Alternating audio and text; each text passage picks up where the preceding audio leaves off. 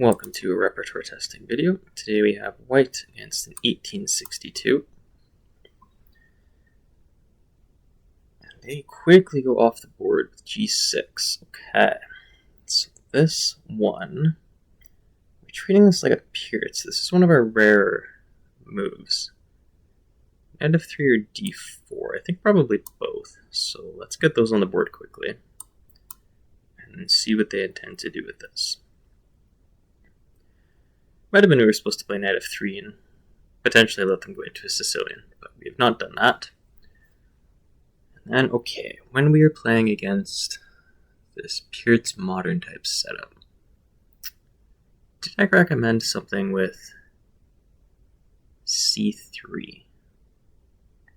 I will have to check that later, but I know there's one system that I've played before that includes this, so we'll give it a go for this game. We'll see where that takes us. So knight c6, delaying knight f6 definitely suggests probably e5. So because of that, I actually don't want to play bishop to d3 right away, because that would put a lot of pressure on d4. So the line I'm thinking of includes h3. And then, yeah, we can happily wait for this, and whenever they do that, then we can safely play bishop d3 to protect this pawn.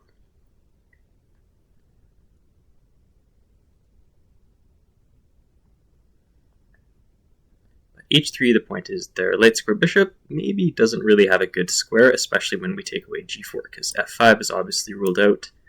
e6 is not great. And it's, yeah, kind of a generally useful move. So we're happy to get in that. And then do we think rook e1 or a queenside piece? We're not going to have the same problem with our bishop. Like even bishop e3, that kind of helps that they can't play knight g4.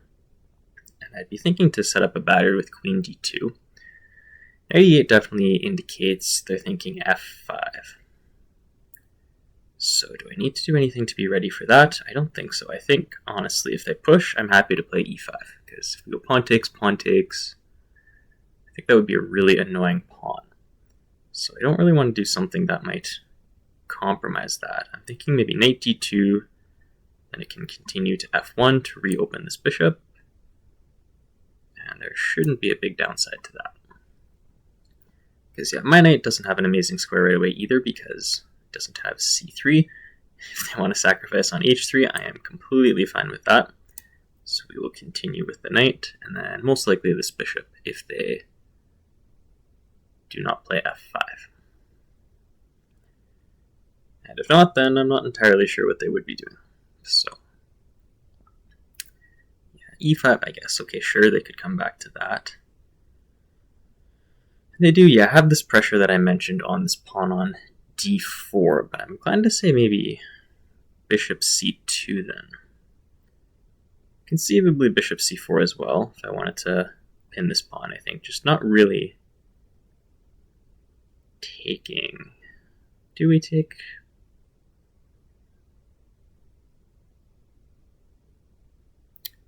I'm not inclined to say so. I would rather try to keep a pawn center, and to do that, I need to again reinforce this pawn. Don't love bishop e3 now though, because then f5 and f4 could be annoying.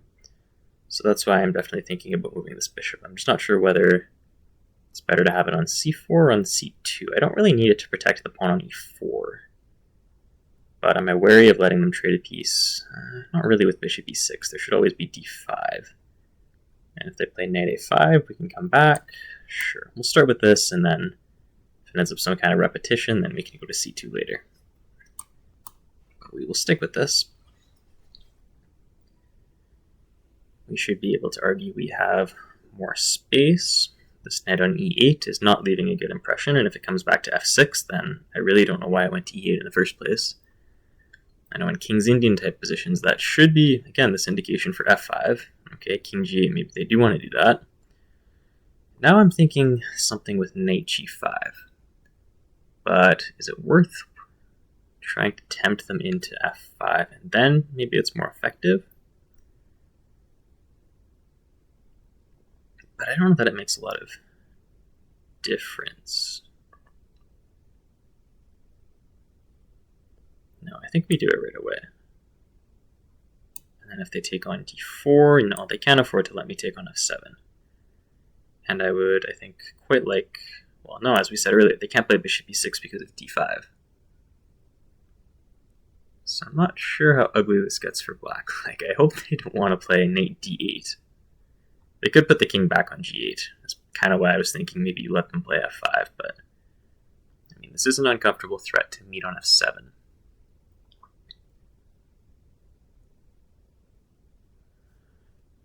What do I think? Would we ever take that on king g8? I don't believe so. I don't think that would ever be worthwhile. We wouldn't get more than the rook and pawn for 2 pieces. Like, we can't really add a queen f3 with much effect. I think, by the way, I did not play this opening totally in accordance with what my repertoire suggested in the extra chapter. But as I said, we'll check that after. Yeah, so king g8, not a surprise. Since there weren't a lot of good ways to protect that pawn. I don't want to play queen b3, do I? Knight a5. Could play b4 first. Just being aware of that, but then maybe they come back to taking on d4. I might be more inclined towards bishop b3 now then. And if they want to play something with f5 and f4, they'd have a heck of a time chasing away my pieces before they are able to do it. So let's get that going. I'd be thinking h6, knight f3, knight a5, likely still bishop d3, and then they could finally try f5. Okay. Yeah, again, I just don't think there's another good place for this bishop, so let's not spend time on that.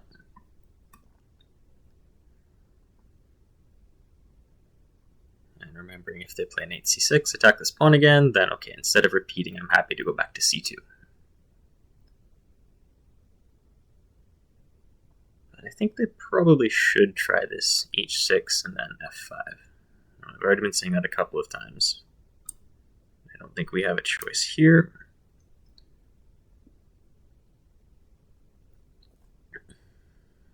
And then, how would we answer all of that tension? Would we take at all on f5? I don't think so. Maybe on e5. That feels more right to me. Maybe, I don't know if it helps that this knight has been diverted so that they wouldn't be able to play knight takes, if that's something they would like to do. And if not, then I think we start queen d2, develop the queen, make a threat on h6, most likely king h7. And then, come to think of it, do we ever play d5? Because it threatens b4, which I can see them missing. And I think it's worth playing against that knight. Like if they push b6 or b5, I think we'll be okay to answer any of these f5 things by expanding on the queen side, and then it becomes more classically King's Indian, you might say. So they do that. Do we bother with b4?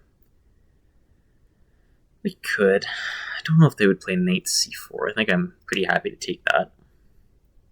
And if they go back to b7, I mean, even that's a really long way to get back in the game. So sure, let's go with b4. Keep messing with that knight. Can't play a4 at least right away. Do you ever play bishop c2? Thinking ahead to if they want to play something with c6 or c5, which we would not be taking. But more than that, I'm just trying to prepare for something with this f5. Which I've been thinking about knight h2 and then trying to respond with f4. That might suit me okay. But it depends. I'm not sure which side of the board they would rather play on. Either the f-pawn or the c-pawn are both conceivable levers at this point. Knight f6, okay. Reintroduces the knight. So do we go with f4? Is that well timed? Probably. I don't think they can cause a lot of problems on the e-pawn, can they? Rook e8. Could even play knight g3. Something with h5, maybe h4. Yeah, if we're not doing that, where are we playing? Like, it probably has to be c4. But I don't think I like that, at least not without playing off of this diagonal. Although, okay, if I'm only playing c4 and not f4, then that's not a problem. We're not opening that bishop. Which could be an argument, I guess, against playing f4, then maybe we'd rather have played c4.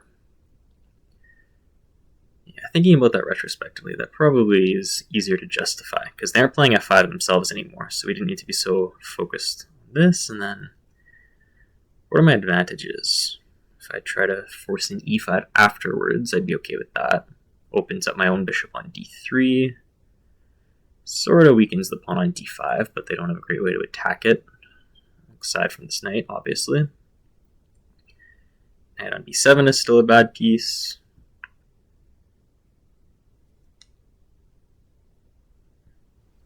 I think sometimes in these videos I put out too many words and I don't let myself feel the right way through the position. But I think if I'm black, I'm probably trying something with the c pawn. I don't think as white I have any actual threats currently. I don't think I'm ever playing f5. That probably just gives up a pawn.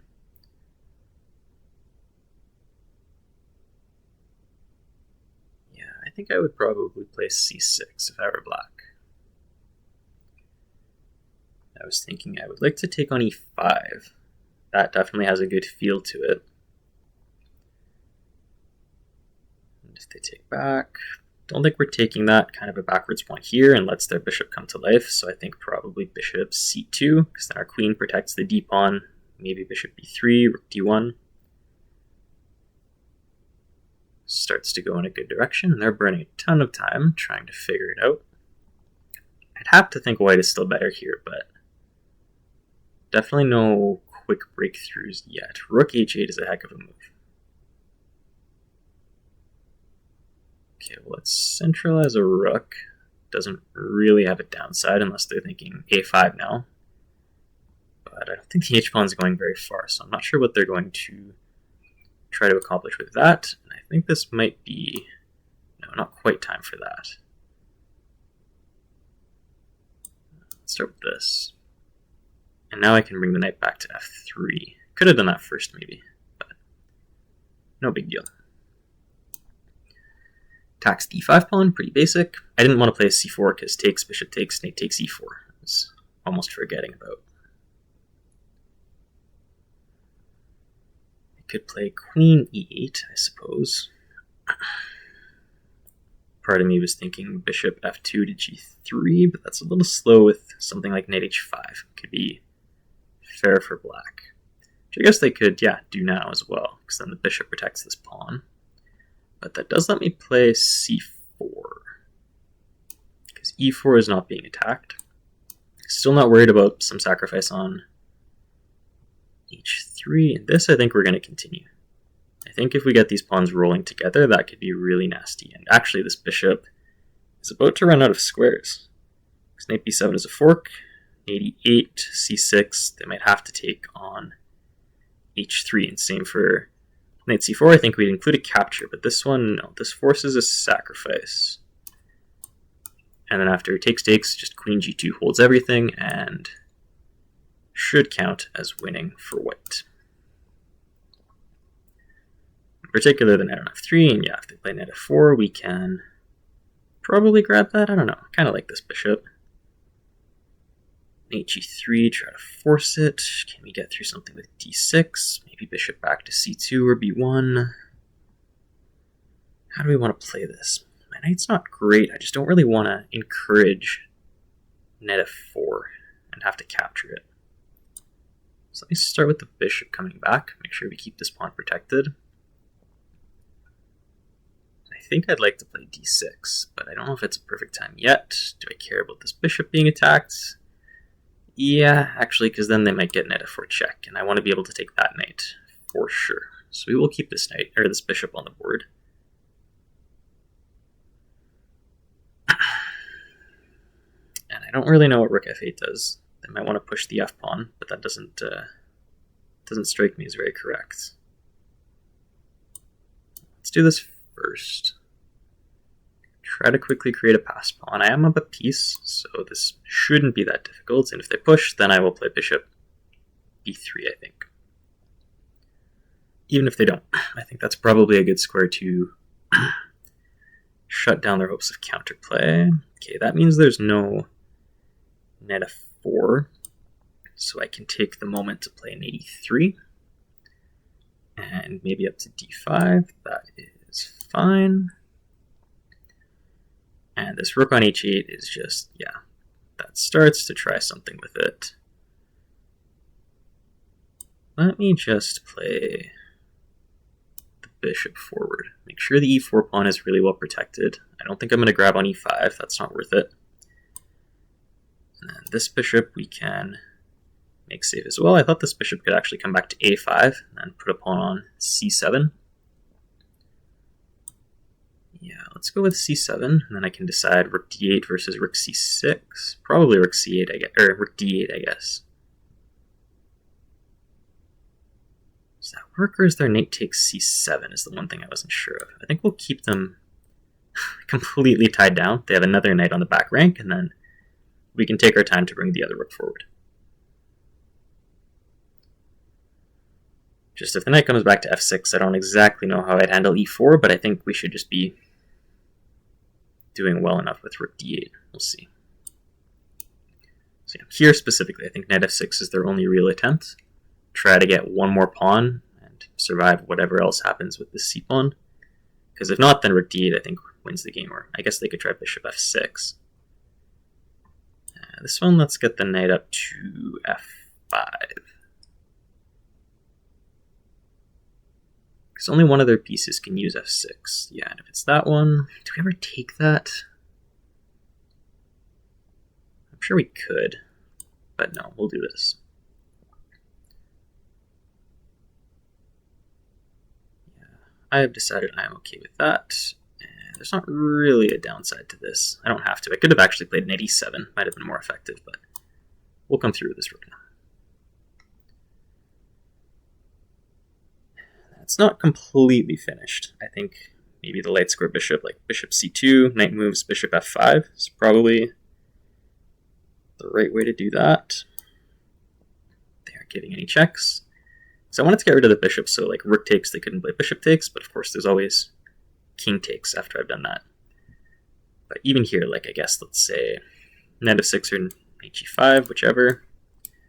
I think bishop f5 is probably winning the game at that point, since I eventually got around to adding that one more attacker on c8, because trading right away doesn't really do anything. They just take back, and I still have to get rid of that rook. Although I guess if this knight is moving, I would also be able to play the other rook to d6 and then d8, but no, I mean, I don't need to think too hard about that. I think there are a lot of ways to try to win.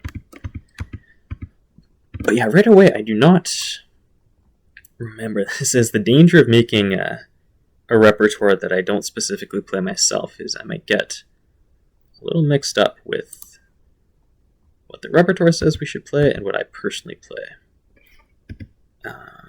This is other, though.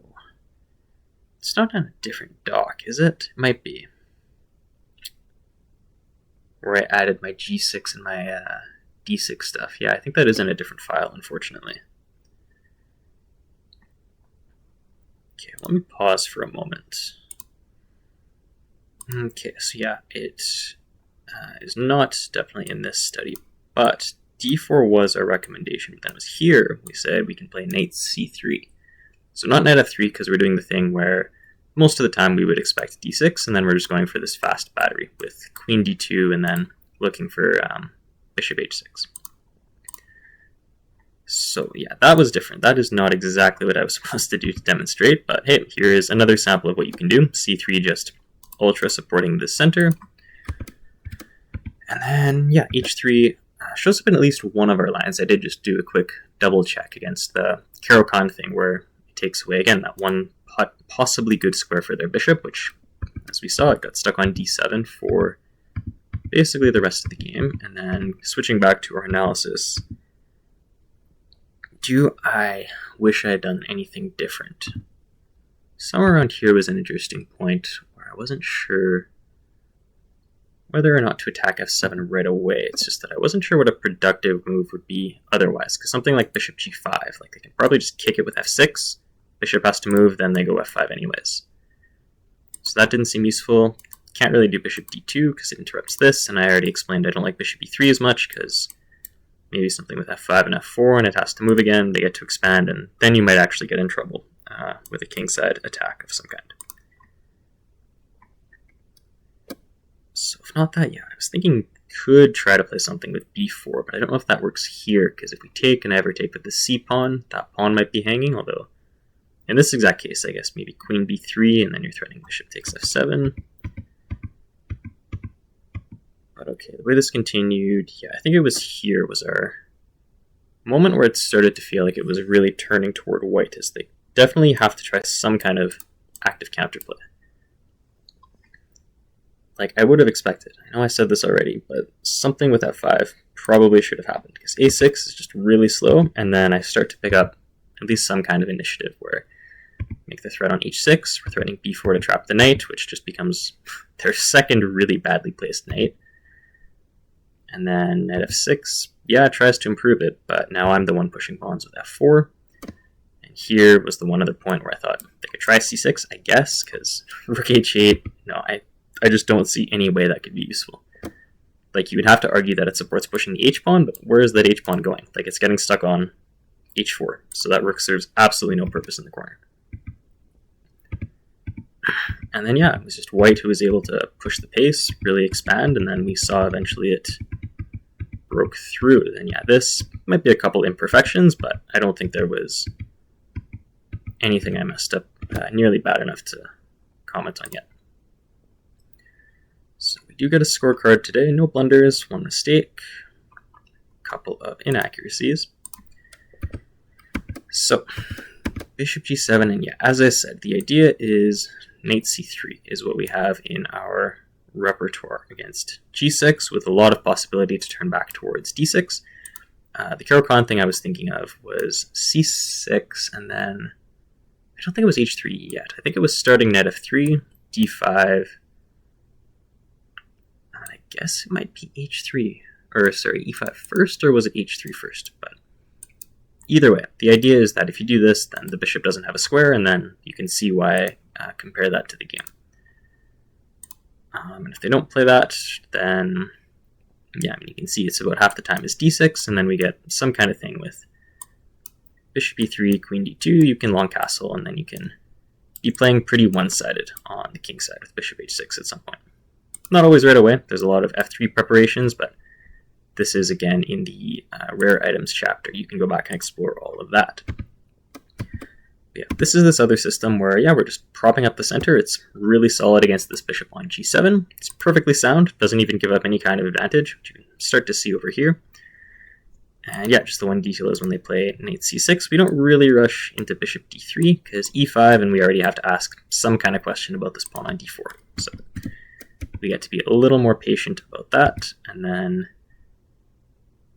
the knight now blocks that kind of thing with e5. Bishop on g7 wouldn't be adding pressure, so we can more happily do this and not have to worry about this pawn right away. We can just keep doing what we're doing.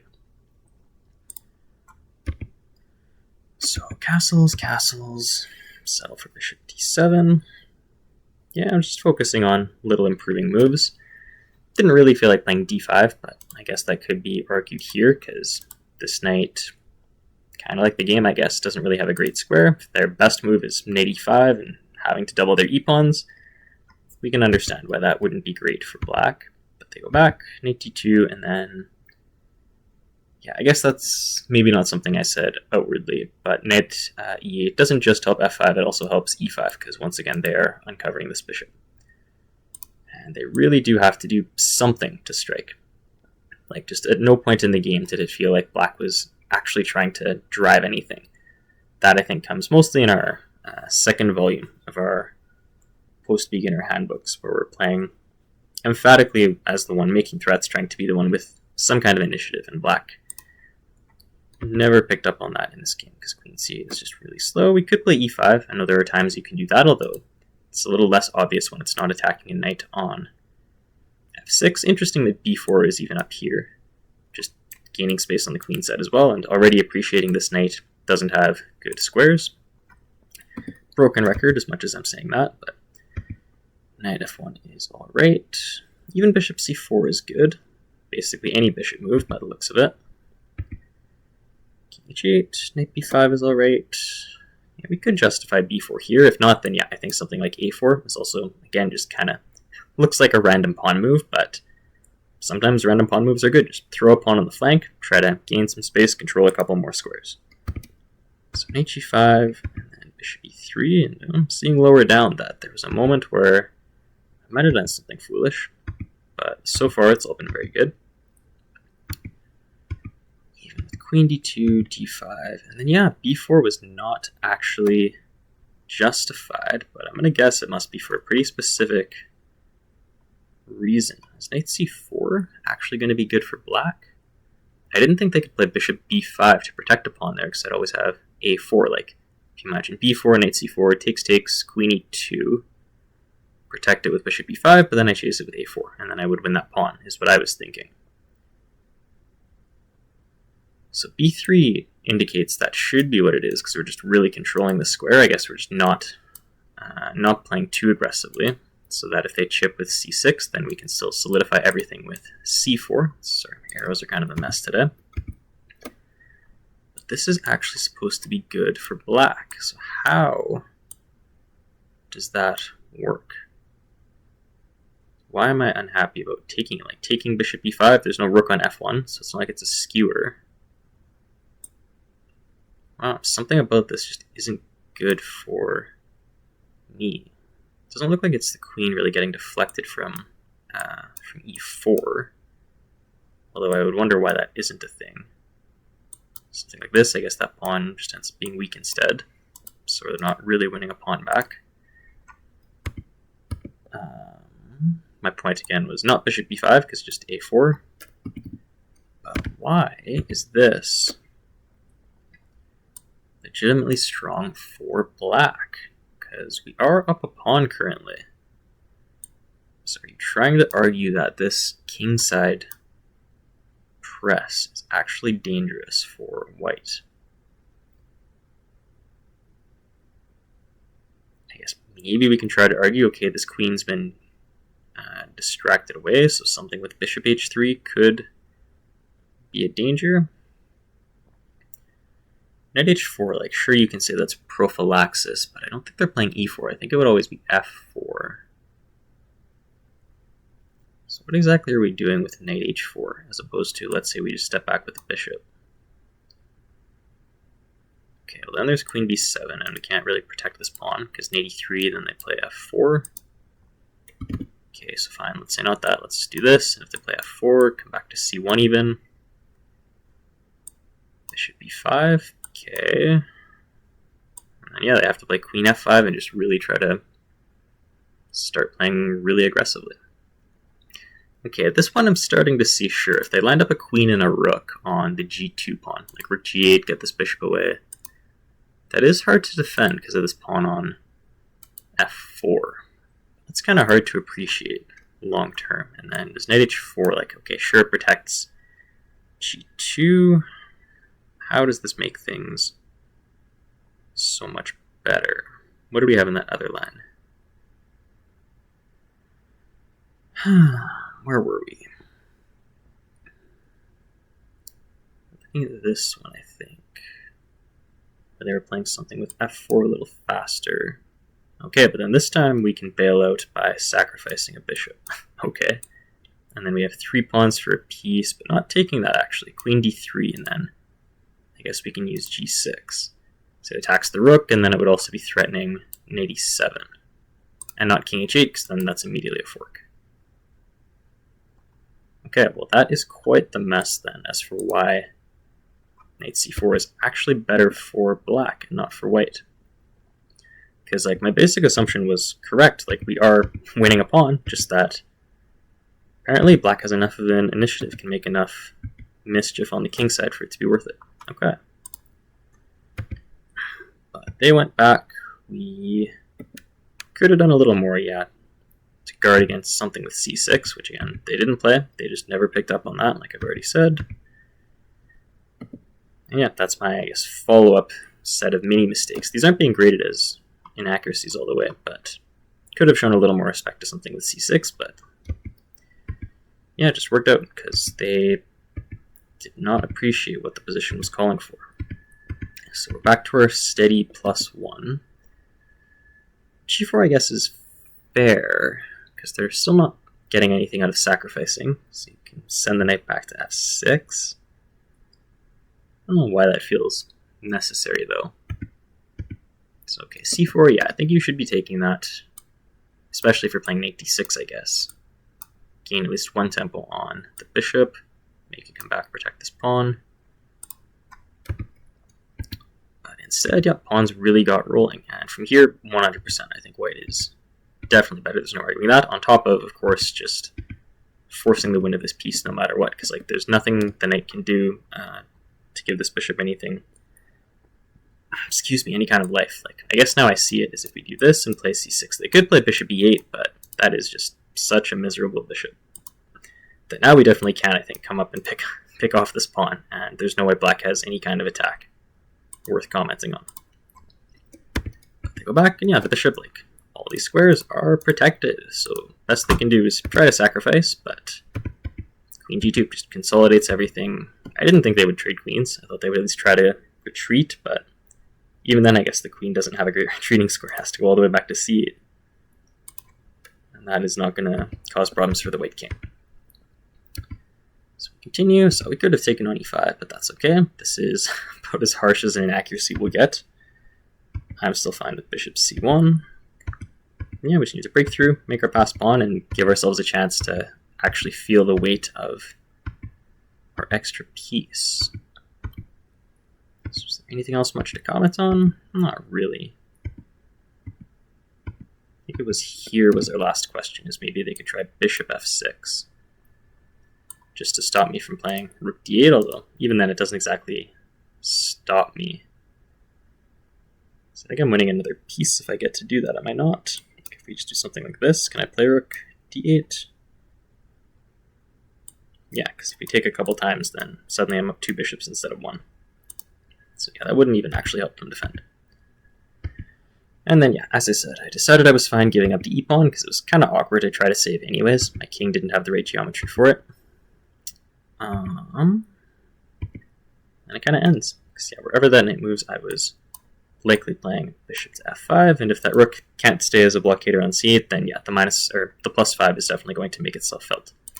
Bit funny to end with these 4 black kingside pawns, but the one on c7 is stronger than all of them.